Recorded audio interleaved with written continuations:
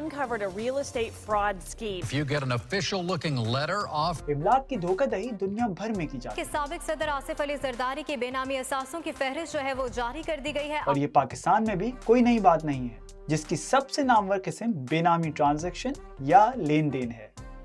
یہ جنوبی ایشیا کی ایک انوکھی اصطلاح ہے جس میں املاک کے حقیقی مالک کا نام پس پردہ رکھا جاتا ہے۔ جنوبی ایشیا میں جائیداد، خاندان، دوست یا کسی الگ فرد کے نام رکھنے کا رواج عام ہے، جس کے ذریعے املاک کے معاملات میں دھوکہ دہی آسان ہو جاتی ہے۔ سوچ آپ کو سمجھائے گا۔ بےنامی جیسے کہ نام سے ظاہر ہے، اس کا مطلب ہے گمنامی یا بغیر نام کے، لیکن پاکستان میں یہ لفظ بےنامی ٹرانزیکشنز اس لین دین کی وضاحت کرتا ہے جس میں جائیداد نام کسی اور کے ہوتی ہے اور اس کی قیمت کوئی دوسرا فرد ادا کرتا ہے۔ اس لین دین کی مختلف اشکال ہو سکتی ہیں۔ جب فرد اے کوئی جائیداد خریدتا ہے، اس سے فائدہ لیتا ہے لیکن اس کو رکھتا فرد بی کے نام ہے۔ جب فرد اے کوئی جائیداد خریدتا ہے لیکن فرد بی اس کو اپنے نام رکھتا ہے اور وہی اس سے فائدہ اٹھاتا ہے، لیکن فرد اے اس بات سے لا علم ہے۔ جب فرد اے کوئی جائیداد خریدتا ہے، اس سے فائدہ لیتا ہے، اس کو رکھتا فرد بی کے نام ہے، لیکن فرد بی کوئی فرضی شخص ہے۔ جب فرد بی فرد اے کی جائیداد اپنے نام پر رکھتا ہے، لیکن فرد اے یا تو فرضی ہے یا پھر اس کا سراغ لگانا ناممکن ہے۔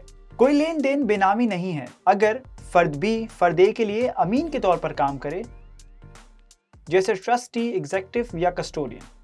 فرد بی فرد اے کے خاندان کا قریبی فرد ہو، جیسے شوہر، بیوی، بچہ، بھائی، بہن یا والدین۔ جب فرد بی اور اے تصدیق شدہ مشترکہ مالکان ہوں۔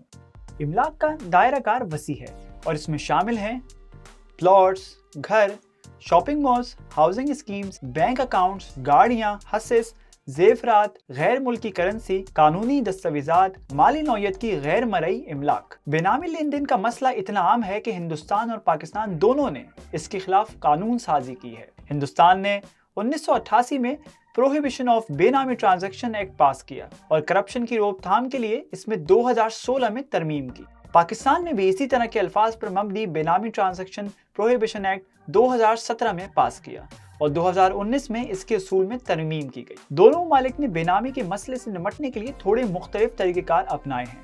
دوسرے باب کو دیکھتے ہیں۔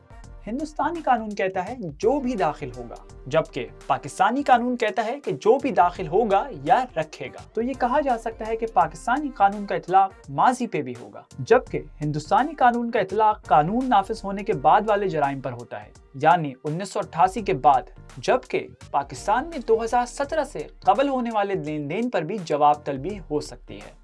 اور پھر شق 19 کو دیکھیں، جو کہ پاکستانی اداروں کو اختیار دیتا ہے کہ وہ بغیر وارنٹ کے تلاشی اور کسی بھی دستاویز تک رسائی حاصل کر سکتے ہیں۔ ایسی شق ہندوستانی قانون کا حصہ نہیں ہے۔ اس طرح پاکستانی قانون میں ایک شق ایسی ہے جو خبر فراہم کرنے والے کے لیے انعام سے متعلق ہے، جبکہ انڈین قانون میں ایسا نہیں ہے۔ پاکستانی ایکٹ وفاقی اپیلیٹ ٹریبیونل کے قیام کی بھی اجازت دیتا ہے، جس کا مقام سول کورٹ کے برابر ہے لیکن ہائی کورٹ سے نیچے ہے۔ اس ٹرائیبیونل کے اراکین کو وفاقی حکومت منتخب کرے گی، جبکہ یہ ہمارے آئین کے اس امر کے خلاف ہے جو صرف ہائی کورٹ کو ماتحت عدالت کے اراکین منتخب کرنے کا اختیار دیتا ہے، جو کہ اس ٹرائیبیونل کی آئینی حیثیت کے اوپر ایک سوالیہ نشان ہے۔ ہماری موجودہ حکومت میں ایک مختصر دورانی کی ایمنسٹی اسکیم کا بھی اعلان کیا گیا تھا، جس میں بےنامی اثاثوں کے مالکان کو اپنے اثاثہ جات ظاہر کرنے کا موقع دیا گیا تاکہ وہ کسی بڑی مشکل میں نہ پڑیں۔ 14 مئی سے 3 جولائی تک 5% تک جرمانہ، 3 جولائی سے 30 ستمبر تک 10% تک جرمانہ۔ پاکستان کی تاریخ میں اب تک 9 ٹیکس ایمنسٹی اسکیمز جاری ہوئی ہیں، لیکن یہ پہلی دفعہ تھا جس میں بےنامی اثاثے بھی شامل تھے۔ 1 جولائی کو وفاقی حکومت نے کراچی، لاہور اور اسلام آباد میں بےنامی اثاثوں کی تحقیقات کے لیے 11 سب زون قائم کیے اور ایکٹ کے مطابق وہاں فیصلہ کرنے والے حکام تعینات کیے۔ بےنامی لین دین کی روک تھام تحریک انصاف کے احتساب اور کرپشن مخالف بیانیے کی حمایت کرتی ہے۔ بےنامی لین دین دیگر مسائل کو نظر انداز کرنے کے لیے ایک اچھا بہانہ بھی بن گیا ہے۔ اگر آپ کی ساری توجہ یہاں ہے تو آپ کو شاید یہ نظر نہ آئے۔ مختصر یہ کہ جہاں بےنامی ایکٹ کا نفاذ ضروری تھا، وہاں ہمارے یہاں جو قانون رائج ہے وہ ایک جارحانہ ایکٹ ہے جس کے پاس بہت وسیع اختیارات اور لامحدود رسائی ہے۔ یہ دیکھنا ابھی باقی ہے کہ عدالتیں اس قانون کی تشریح اور نفاذ کس طرح کرتی ہیں۔ اچھا ہے کہ آپ اپنے پاکستان کی خدمت کریں اور اپنے پیسے کو ڈکلیئر کر دیں۔ اس سے کیا ہوگا؟ اس سے ایک یہ ہوگا کہ ہم اپنے بچوں کا مستقبل ٹھیک کر سکتے ہیں۔